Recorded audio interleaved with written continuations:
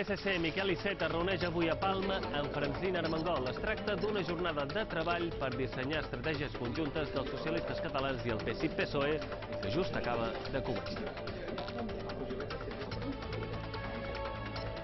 Bon dia. I el jutge interroga avui també els pares de Nadia Nerea, investigats per presumpta estafa. Fernando Blanco ha estat traslladat pels Mossos d'Esquadra fins als jutjats de la Seu d'Urgell minuts abans de les 12 del migdia. La seva dona, Margalida Garau, ha estat també citada avui per la nit.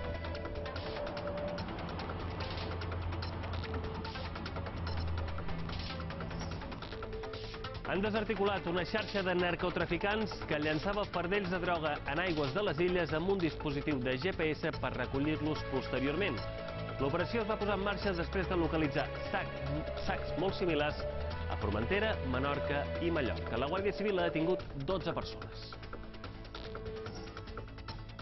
Prop de 200 bens han mort en les darreres setmanes a causa de l'atac de cans a diferents llocs de Ciutadella. Dos dels animals causants de la matança ja han estat capturats i identificats.